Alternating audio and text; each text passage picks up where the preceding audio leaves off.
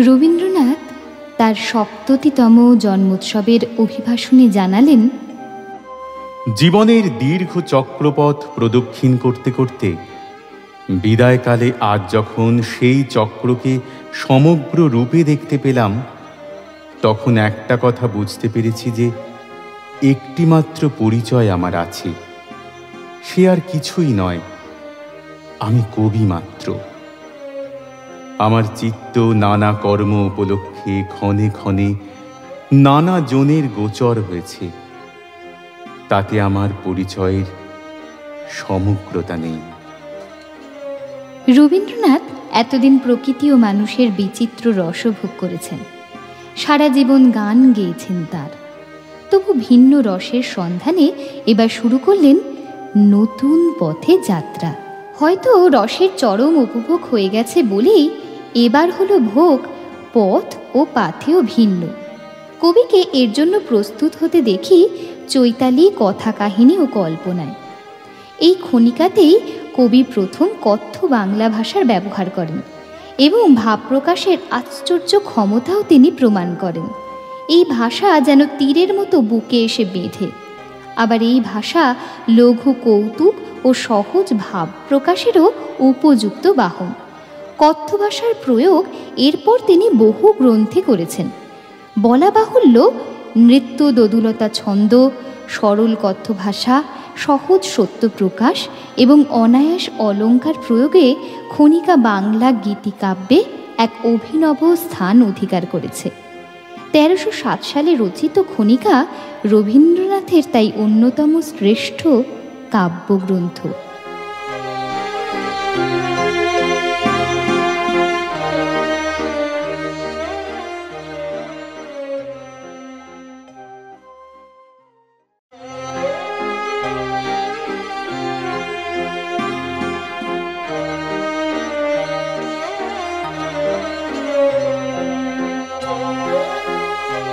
১২৯৭ সালে মানুষীতে রবীন্দ্র কাব্য প্রতিভার যেন পূর্ণ উদয় হল।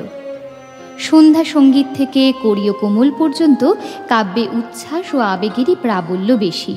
তাই এই যুগকে উচ্ছ্বাস যুগ বলে আখ্যায়িত করা যায়। তবে এই উচ্ছ্বাসের সংহতি হয়েছে মানুষীতে। মানুষী রবীন্দ্রনাথের প্রথম সার্থক কাব্য সৃষ্টি। কবি তার রবীন্দ্র রচনাবলীর দ্বিতীয় খণ্ডের ভূমিকায় বলেছেন, পূর্ববর্তী করিও কোমলের সঙ্গে এর বিশেষ মিল পাওয়া যাবে না। আমার রচনার এই পর্বেই যুক্ত অক্ষরকে পূর্ণ মূল্য দিয়ে ছন্দকে নূতন শক্তি দিতে পেরেছি।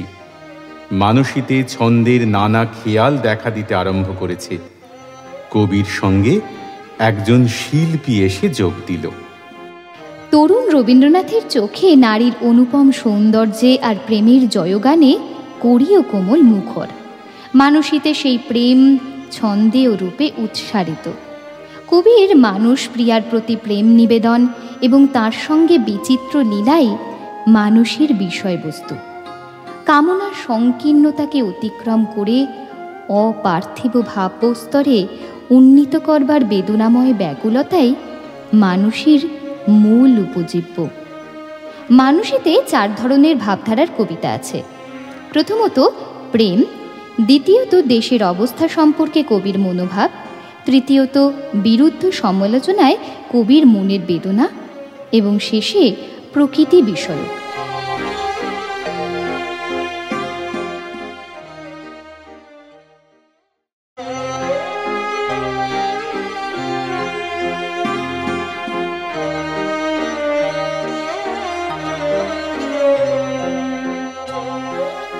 পত্রপুট প্রকাশিত হল ১৩৪৩ সালে। বিশ্ব সৃষ্টি ও মানব সত্তার চিরন্তন রহস্য। এই রহস্যের পটভূমিকায় কবির ব্যক্তিগত জীবনের গভীর পর্যালোচন ও রহস্য উদ্ঘাটন। এই অনিত্য ধরনের মধ্যে অসীম ও চিরন্তনের স্পর্শ এবং এর ক্ষুদ্র সুখ দুঃখের সার্থকতা প্রভৃতি পত্রপুটের বিষয়বস্তু। বীথিকার সঙ্গে এই গ্রন্থের অনেকটা ভাবগত সাদৃশ্য আছে। গভীর চিন্তাশীলতা, কল্পনার বহু বিচিত্র বর্ণচ্ছটা, নানা ভাবের একত্র সমাবেশ ও সংস্কৃতানুগ ভাষার বিচিত্র ধ্বনিময় ঐশ্বর্যে কবিতাগুলিকে নানা সুরে সম্মিলিত ঐক্যতান বলে মনে হয়। এই জাতীয় কবিতা অনেকটা এপিকের লক্ষণাক্রান্ত। রবীন্দ্রনাথের গদ্য কবিতাগুলির মধ্যে পত্রপুটের কবিতাগুলি ভাবের গভীরতা ও প্রকাশের গাম্ভীর্যে বৈশিষ্ট্য সম্পন্ন।